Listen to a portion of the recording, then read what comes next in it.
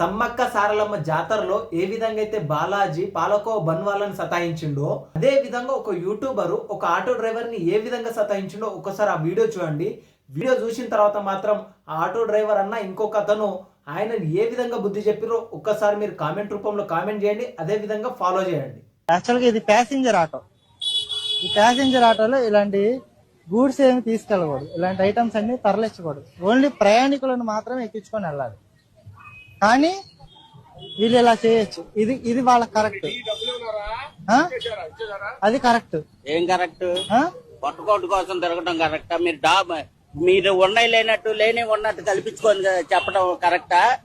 YouTube లో నేనా? నువ్వు కాదయా, అందుకే మేము మాట్లాడండి. ఎట్లా తిరగటం కరెక్టా అని నా చెప్తున్నావేంటి? కరెక్ట్ కాదు అది. నువ్వు ఒక సామాన్యుడివే, నీ పని నువ్వు చూసుకొని వెళ్ళు.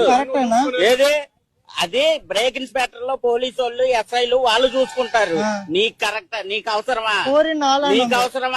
నీకు అవసరమా? మరి యూట్యూబర్లు అందరూ ఒకటి చెబితే ఒకటి రాస్తున్నారు, అది పట్టించుకో. మరి నేను అదే అది చూసుకో. నీ బండి నీ చేతనైంది నువ్వు చేసుకో. నేనుండేది ఎక్కడే. నీకెందుకు బండి కరెక్టా ఇది అని మాట్లాడుతున్నాడు. నువ్వు బండిని చూపించే ఇది కరెక్ట్ అని ఎందుకన్నా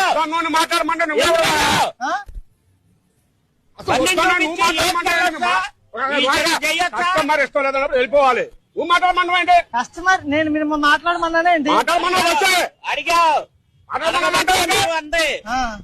మాట్లాడమని వచ్చి వాదిస్తూ ఉంటావా? నీ పన్ను చూసుకుని నా పని నేనే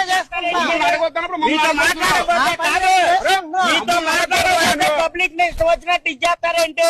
మీతో మాట్లాడబోతే మీ ఫోన్లో వాటిల్లో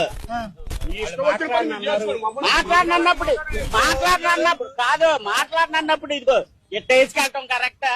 ఈ ప్యాసింజర్ వెహికల్ ఎవరు పోలీసు వాళ్ళు చూసుకుంటారు, బ్రేక్ కష్టపడుతున్నాం మేము. నీ ఇష్టం వచ్చింది చేసుకో. సరే థ్యాంక్ యూ. సరే అన్న, థ్యాంక్ యూ.